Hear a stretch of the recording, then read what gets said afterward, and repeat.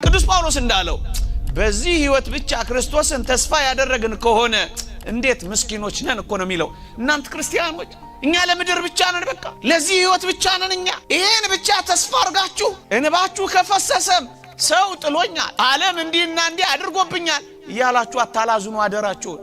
ጌታ ሆይ አንተ ከኔ ፊትህን ለምን ትሰውራለህ እያላችሁ ብቻ አልቅሱ። እግዚአብሔር ፊቱን ከናንተ ካደረገ እመኑኝ ፍጻሜያችሁ ያምራል። እግዚአብሔር እንደማይሰራብን ለምን ታደርጉታላችሁ? እግዚአብሔር እንደዚህ ነው የሚሰራው። በተናቀው በመናም ዓለምን ያስደነቀው ንግግር አዋቂ በሆኑት በሶፊስቶች ይመስላችኋል? አይደለም። እግዚአብሔር ዓለምን ያስደነቀው ኮልታፎችና ንግግር በማያውቁ ሐዋርያት እኮ ነው። ለምንድነው ራስን የምትንቀው? ዛሬ ዛሬ ነው በቃ። ነገ ደግሞ ህይወት ሌላ ናት። ከልጅ ማሳደግ በላይ ከትዳር በላይ እመኑኝ ለየትኛውም ዘመን የተጣልን ብንሆን እግዚአብሔር ከኛ ጋር ከሆነ የምናበራበት ቀን ይመጣል። ከምድር ሥራ በላይ አምልኮተ እግዚአብሔር ነው ዓላማችን። እግዚአብሔርን ደስ እያሰኙ መኖር ነው ስራችን።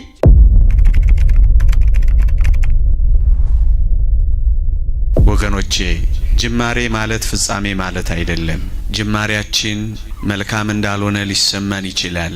እሱ ግን ፍጻሜያችን ነው ማለት አይደለም። ጅማሬያችን በጣም ደስ የማያሰኝ ሊሆን ይችላል። ይሄ ደስ የማያሰኝ ጅማሬያችን እንደዚህ እንደሆነ ይጠናቀቃል ማለት ግን አይደለም። ለዚህ ነው የነገሩን ፍጻሜ በትዕግስት እንድንጠብቀው የሚያስፈልገው ወገኖቼ። በቅዱሳት መጻሕፍት በእግዚአብሔርም ጥልቅ አሰራር እንደ ጅማሬው አያበቃም። ብዙ ነገሮችን ብትመለከቱ እንደተጀመረ ያበቃ ነገር የለም። ጠዋት በማለዳ አልቅሰው የጀመሩ በፍጻሜው ስቀው ይጨርሳሉ። የእግዚአብሔር ቃል ዘር ይዘው እያለቀሱ ወጡ ይልና ሲያበቃና ሲጨርስ ግን ነዷቸውን ተሸክመው እየዘመሩ ገቡ ይላል። ወገኔ ዛሬ የምትሆነው እኮ ነገ የምትሆነው እኮ አይደለም። በዛሬ መጨለም ለምን የነገ ብርሃናችንን እናጣለን? በዛሬ መተው ለምን ራሳችንንና አምላካችንን እንተዋለን? በዛሬ ባዶነት የነገ ሙሉነታችንን ለምን እናጠፋለን?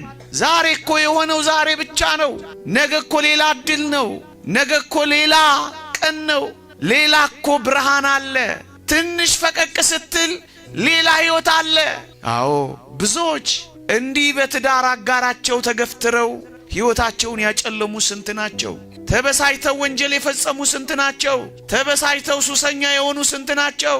ነገር ያበቃ መስሏቸው ወንጀል የፈጸሙ ስንት ናቸው? ካቴና ያጠለቁ ስንት ናቸው? ለምንድነው ቅጽበታዊው የሆነው የዛሬው መገለባበጥ ዘላለሙን የሚገለባብጥብህ ወገኔ? ዛሬ ዛሬ ነው በቃ። ነገ ደግሞ ሕይወት ሌላ ናት። ብዙ ሰው ወንጅሎ ይሆናል። ብዙ ሰው ፊትን አዙሮብህ ይሆናል። አለኝ ያልከው ክዶ ይሆናል። ግን ለምንድነው አልጠቅምም ብለህ አንተ ደግሞ ለራስህ የምትነግረው? ለምንድነው አንተ እንደማትጠቅም ማሰብ የጀመርከው? አንድ ሰው ነው እኮ በር ይዘጋብህ። ብዙዎች እኮ በር ሊከፍቱልህ ይችላሉ። አንድ ሥራ እኮ ነው አልሳካም ያለ። ላንተም ይሆን እኮ ብዙ ሥራ እኮ አለ። አንድ ጊዜ እኮ ነው የወደቅሽው። ለምንድነው ለዘላለም ለመውደቅ ራስሽን የምታዘጋጂው? ለምንድነው ከእንግዲህ ወዲህ አልጠቅምም የምትለው? ስንቶች በበቀል አልቀዋል። ስንቶች አላገባም ብለው ሸሽተዋል። ስንቶች አንዴ ሲጎዱ ሁሌ የሚጎዱ መስሏቸው ከዚያ ርቀውና ሸሽተዋል። ይሄ እኮ ነው ተመልከቱ። የነገሩ ጅማሬ የሁሉም ነገር ማብቂያና መፈጸሚያ እንዳይመስላችሁ።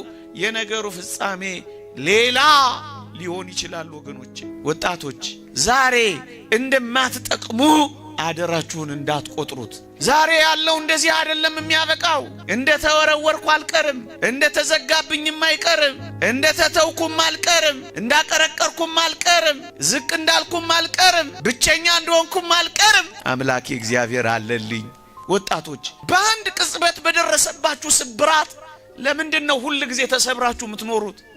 አንዴን የወደቃችሁ፣ አንዴን የተሳሳታችሁት፣ ሁሉ ጊዜ ግን መነሳት አለ። እግዚአብሔር ሆይ ብወድቅ እነሳለሁ፣ በጨለማም ብቀመጥ እግዚአብሔር ብርሃን ይሆንልኛል። ጠላቴ ሆይ ደስ አይበልህ፣ ወደ ብርሃን ያወጣኛል፣ ጽድቅንማ ያለው ነው የሚለው ክርስቲያን። ወጣቶች ዛሬ በሚሆነው ነገር ስራ አጣችሁ ሊሆን ይችላል። ትምህርት አልሳካ ብሎ ተዘግቶ ሊሆን ይችላል። የምወዳቸውን እንዴት እጦራለሁ ብላችሁ ጭርምት ኩርምት ብላችሁ ያላዘናችሁ ያለቀሳችሁም ሊሆን ይችላል። እኔ ያልጠቀስኩት ብዙ ፈተና ሊኖራችሁ ይችላል።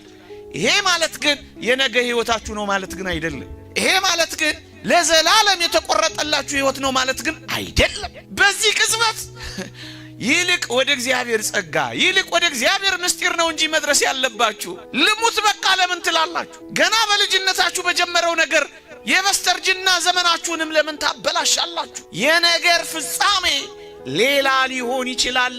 ደግሞም ይሆናል ከእግዚአብሔር ጋር ከሆነ። ቢያንስ በህይወታችሁ እግዚአብሔር ያደረገላችሁን ካሰባችሁ ነጋችሁ ብሩህ እንደሚሆን ታምናላችሁ።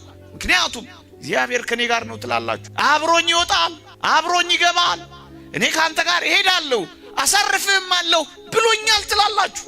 ምእመናን የህይወታችሁ ቁጥር 1 ዓላማ ምንድነው? ወገኖቼ የምድራችን ህልም ምንድነው? እዚህ የመኖራችን ዋና ዓላማ እኮ እግዚአብሔርን ደስ ማሰኘትና ማክበር እኮ ነው። ሌላ ምን ህልም አለ? ሌላ ምን ዓላማ አለ? ሌላ ምን ጉዞ አለ? ቅድሚያ የምትሰጡት ምንድነው ወገኖቼ? የህይወታችሁ ቅድሚያውን የሚወስደው ልዑል እግዚአብሔር ነው። በልባችሁ የተከላችሁት መስቀሉ ነው። ከእግዚአብሔር ጋር መኖር ነው። ዓላማችሁ ምንድነው ክርስቲያኖች? የዚህ ዓለም የመኖራችን ዓላማ እኮ እግዚአብሔር ነው። ሌላ ምን ዓላማ አለን? ከልጅ ማሳደግ በላይ፣ ከትዳር በላይ፣ ከምድር ሥራ በላይ አምልኮተ እግዚአብሔር ነው ዓላማችን። እግዚአብሔርን ደስ እያሰኙ መኖር ነው ስራችን። እስከ መቼ ድረስ ነው እግዚአብሔርን የምትፈልጉት? በልጅነትም በስተርጅናም በድህነትም በባለጠግነትም በረኝነትም በንግስናም በማግኘትም በማጣትም እግዚአብሔርን በመከራም በደስታም አምላኬ ነው ትላላችሁ። ዛሬ በሆነው ነገር አትበሳጭ። ዛሬ በሆነው ነገር አትድከም። ዛሬ በሚፈጠሩት ነገሮች እንደማንጠቅም አንቁጠር። እግዚአብሔር ከኛ ጋር ከሆነ ብዙ ተአምራትን ለመስራት ጊዜ አለን። ዛሬ የሆነው ለዛሬ ብቻ ስጠው በቃ። ይልቅ እንጠንክር። ይልቅ ለነገ ፍጻሜውን ገስግስ። ይልቅ እንዴት እንደምናልፈው፣ ይልቅ እንዴት እንደምንፈታው፣ ይልቅ እንዴት እንደምንሻገረው፣ ይልቅ ለነገ እንዴት እንደምንሰራ እየተዘጋጃችሁ ቆዩ። እመኑኝ ለየትኛውም ዘመን የተጣልን ብንሆን እግዚአብሔር ከኛ ጋር ከሆነ የምናበራበት ቀን ይመጣል። ዛሬ በስነ ምግባር ደካማ ሆነን ሊሆን ይችላል። ከእግዚአብሔር ጋር እንሁን፣ በጸሎት እንበርታ፣ በጾም እንታገል፣ ከልዑል እግዚአብሔር ጋር እንጣበቅ። ጠባ ለኪዳን መሸለ ቁርባን ሳንታክት እንገስግስ። ሁሌ ለወንጌል ለእግዚአብሔር ቃል ማዕድ ጊዜ ከሰጠን እመኑኝ ማሸብረቃችን፣ እመኑኝ አንድ ቀን ማብራታችን፣ እመኑኝ አንድ ቀን ማስደነቃችን አይቀርም። እግዚአብሔር እንደማይሰራብን ለምን ታደርጉታላችሁ? እግዚአብሔር እንደዚህ ነው የሚሰራው። በተናቀው በምናም ዓለምን ያስደነቀው ንግግር አዋቂ በሆኑት በሶፊስቶች ይመስላችኋል? አይደለም። እግዚአብሔር ዓለምን ያስደነቀው ኮልታፎችና ንግግር በማያውቁ ሐዋርያት እኮ ነው። ለምንድነው ራስን የምትንቀው? ይልቁንም በጣም በታናናሾች አድሮ ነው ታላላቅ ሥራ እግዚአብሔር የሚሰራው። እግዚአብሔር ቀን አለው የተዋረደውን የሚያከብርበት። ብቻኛ የእግዚአብሔር ሰዎች እንሁን። እመኑኝ እኛ እንሁን እንጂ እግዚአብሔር ሲያሳፍረን ታያላችሁ። አሁን ትልቁ ችግራችን ፍጻሜውን ሳናይ ከወዲሁ ስለምናቋርጥ ነው። የሁሉንም ፍጻሜ ተመልከቷቸው። በአማረ ሁኔታ ፈጽመዋል፣ በአስደናቂ ሁኔታ ጨርሰዋል። እንባችሁ ማይፍሰስ፣ ከፈሰሰም ለኃጢአትና ለንስሐ ብቻ ይሁን። እንባችሁ ከፈሰሰም ሰው ጥሎኛል፣ ዓለም እንዲህና እንዲህ አድርጎብኛል እያላችሁ አታላዝኑ አደራችሁን። ጌታ ሆይ አንተ ከኔ ፊትህን ለምን ትሰውራለህ እያላችሁ ብቻ አልቅሱ። እግዚአብሔር ፊቱን ከናንተ ካደረገ እመኑኝ ፍጻሜያችሁ ያምራል። ወገኖቼ ኦርቶዶክሳውያን አንድ ቀን የሚያገኘን አምላክ አለ። አንድ ቀን የሚያወጣን አምላክ አለ። በድካም አብዝተ፣ በጉስቁልና አብዝተ፣ በኃጢአት አብዝተ ተጥለን ሊሆን ይችላል እንዳትረሱ። እግዚአብሔር ግን አንድ ቀን የቆሸሸውን የሚወለውልበት ቀን አለ። የጠቆረውን የሚያነጣበት ቀን አለ። የተጣለውን የሚያነሳበት ቀን አለ። የጠወለገውን የሚያለመልምበት ቀን አለ። የደከመውን የሚያበረታበት ቀን አለ። የተቀበረውን የሚያነሳበትና የሚያወጣበት ቀን አለ። እሱን ቀን ብቻ በተስፋ መጠበቅ። የእግዚአብሔርን የተስፋ ቀን ሳትጠብቁ አደራችሁን የራሳችሁን የተስፋ ቀን አታጨልሙ። አንተ እግዚአብሔር ምን ሊሰራብህ እንደሆነ ምን ታውቃለህ? ራስህን ለጽድቅ ደግሞም ለቅድስና አዘጋጅ እንጂ እግዚአብሔር ብዙ ሥራ እንዲሰራብን ያዘጋጀን እንደሆነ ምን እናውቃለን? ክርስቲያኖች እኛ ልዩ ለመሆን ነው የተፈጠርነው። ክርስቲያን የሚሆን ነው በጣም ልዩ። ለዚያ ራሳችሁን አዘጋጁ። ራሳችሁን ምንም እንዳይደለ አድርጋችሁ መቁጠር ተዉ። ከጸጋ ወደ ጸጋ፣ ከኃይል ወደ ኃይል፣ ከክብር ወደ ክብር በመንፈሳዊነት እያደጋችሁ ለሌሎች ለማብራት ተዘጋጁ። ትጠቅማላችሁ።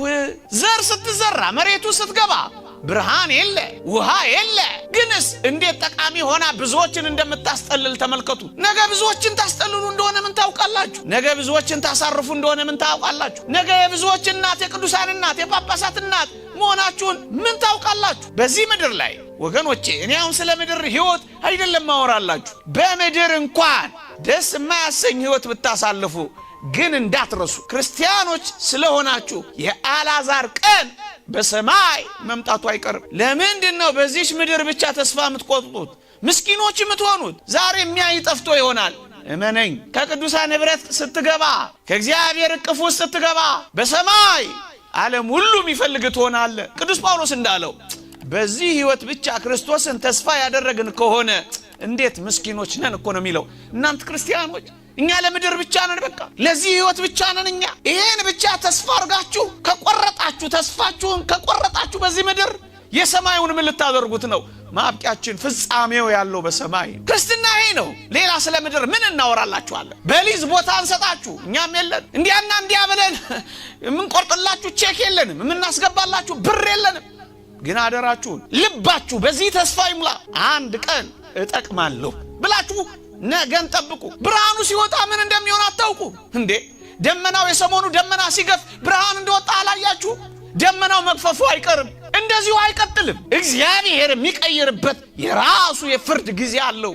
አሁን በእኔና በእናንተ ልብ ውስጥ በየዋህነት ሊተከል የሚገባው የክርስቶስ ፍቅርና የሕማሙ መስቀል ግን በብዙ አዋራና በብዙ ቆሻሻ ተደፍኖ እንዳይሆን ግን ያስፈራል። እሰይ የተገኘውን መስቀል አክብረናል። ያልተገኘ መስቀል ግን በእያንዳንዳችን ልብ ውስጥ ተቀብሯል። አሁን እሱን መስቀል ትፈልጋላችሁ? አትፈልጉ። ያልተገኘ መስቀል ግን አለን። እሱም በልባችን ውስጥ ያለው መስቀል እንደተቀበረ ቀርቷል። ይሄ መስቀል ዝሙት ደፍኖት ይሆናል፣ ሐሜት ጥሎት ይሆናል፣ ዘረኝነት ቀብሮት ይሆናል። ምን ያልቀበረው ቆሻሻ አለ? ወዳጆቼ በልባችን ውስጥ የሚተከለውን መስቀል ከቆሻሻው ራገፍ ራገፍ ራገፍ ማድረግ እስኪንጀምር በዚህ ዓመት አውጡት። የክርስቶስን ፍቅር በሕይወታችሁ ግለጡት። እናንተ እንደ መስታወት እግዚአብሔርን እያብለጨለጫችሁ የምታታዩ መስቀሎች ሁኑ። እስኪ ራሳችሁ መልእክቱን ጭምር በሞቴ በአንገታችሁ እንዳንጠለጠላችሁት በልባችሁ አንጠልጥላችሁ ትኖራላችሁ። ተገኘ እያልን መጥፋት ምንድነው?